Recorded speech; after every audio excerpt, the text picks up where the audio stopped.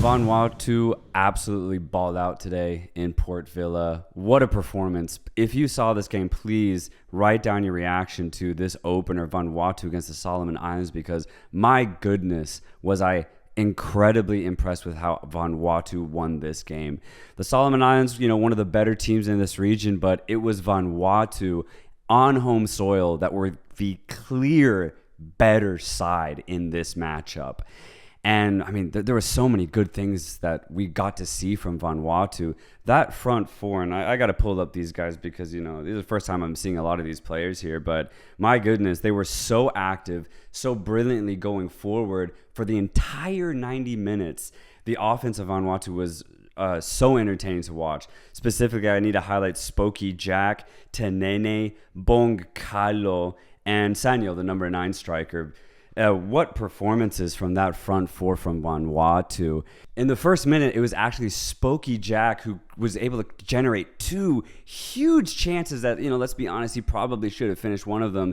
Philip Mongo, the Solomon Islands goalkeeper, got 2 really good hands to it to prevent a quick opening goal for Vanuatu, but that was just the beginning of Vanuatu's onslaught offensively that the Solomon Islands would have to receive for basically the entire match. The first half was dominated by Vanuatu. The second half, especially in those first 15 minutes, was dominated by Vanuatu. Solomon Islands, they didn't have a bad game, and we can get into them in a bit, but I really do just want to highlight how good Vanuatu looked. What's really cool about this team is they've been kind of flirting with making a statement at the OFC Nations Cup with the results that they've been able to garner over the last 12 months. So, maybe if you've been following this team, this really isn't a surprise. I'm just surprised because I have not seen Vanuatu play up to the level of the Solomon Islands just quite yet, but they did it today. Again, what's so beautiful is that they did it in front of their home crowd, a sellout, 6, 7, 8,000 people. But what's even cooler is at the stadium, and this is something I think you only get in the islands, is the stadium is in a residential area. So there's people on tops of cars, there's people on top of houses just, catching a view of the game. It's dope. It's so cool to see. But not only that, the passion of the fans in Port Vila, my God, it's so incredibly high. And, this is probably just ignorance on my side, but my goodness, I was not expecting the fans in Vanuatu to be so engaged with what was happening out on the pitch. Ridiculous stuff.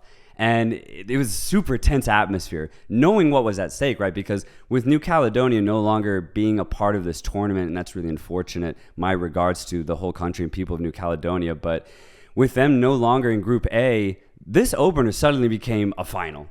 A must win, because if you don't get the points here, then you have to try and get it against New Zealand. And that's, an impossible task, considering that New Zealand, even with their B team, are overwhelming favorites at this tournament. And I think that's why I'm so proud, so impressed that Vanuatu took complete control of this opportunity and not only played a good game in front of their home fans, but actually got the dub. Incredible. It was a 72nd minute corner kick goal from the veteran player. Let's see right here. The veteran player, Tangus. Yes, Tangus, off the corner kick. A brilliant goal for Vanuatu to get. They had completely deserved it. At that point, they should have already been up 1-0, in my opinion. And they will need to be more clinical as this tournament progresses. But again, since New Caledonia is not in this group, Vanuatu are looking really good to go on to that semi-final stage. This is massive for the host nation. All knockout stages will also be in Port Vila. So my goodness, the people of Vanuatu might get treated to something very, very special. Another feature that I want to highlight for Vanuatu, center back captain Brian Kaltak. My goodness, he's a brick wall.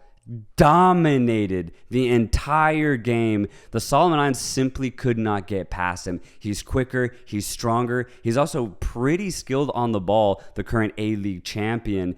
And there was a lot of moments where he would actually kind of boss the possession. He would get the ball deep in that center back position and then spread it long or spread it wide to the wingers of Vanuatu. And then from there, the attack would begin. It was amazing to see Vanuatu look ready. They look prepared to do something very special at this tournament. They got to keep working. I need to see them have the same intensity when they eventually do play New Zealand. But what's crazy is that they might already be qualified by the time they play New Zealand, because the Solomon Islands play New Zealand first. And if Solomon Islands cannot get a result in that match, it's over. Vanuatu will be going to the semifinals. So it'll be really interesting to see the next time we talk about Vanuatu, because it might not even matter if they have to get a result against New Zealand. To talk about the Solomon Islands, though, this is honestly pretty upsetting, right? You come into this tournament thinking you're, a top 2 side, and with New Caledonia out of this group, you got to take advantage of this opportunity, but they simply didn't. They were second best today, pretty sloppy in transition, and when they did try to get into the final third of Vanuatu, it was pretty harmless. Like, I think they had 2 shots on goal, very weak shots at that. There was a toe poke in the second half, a really weak shot in the first half. They should have scored, though, in stoppage time. There was that one chance that the number 16 had, but he just didn't shimmy it right to create space for him to generate an open shot. And ultimately, it was good last-ditch defending from Vanuatu. But that was pretty much it from the Solomon Islands. Like, not much for them going forward. And again, it's because of that defensive midfield and that defense led by Brian Kautak as to why the Solomon Islands just could not get going. I'm pretty disappointed, though, because they have that feature of being one of the more fluid sides in the OFC, but Vanuatu did not let them play their football, and they had simply no answers, no response on how to deal with the speed, aggression, and physicality that Vanuatu brought to the game. This game was so entertaining. Match rating, I'm going to give this an 8.0, honestly. Like, this was a banger, end-to-end at times, but seeing Vanuatu really take control of this opportunity, I think, is why I'm going to give this game a higher rating, and especially since they did it in front of their home crowd. This was simply a brilliant result. Congratulations to Vanuatu, and I want to see more, right? If you really are on this positive trajectory, show me more. Let's have a good game against New Zealand, and then we get to prepare for what's coming in that Group A, Group B matchup in the semifinal on home soil.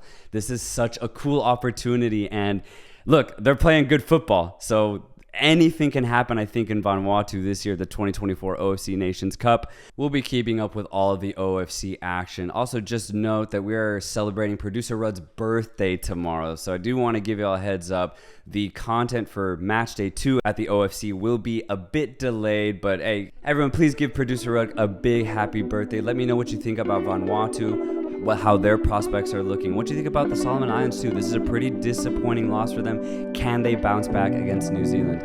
We'll catch you next time. Peace.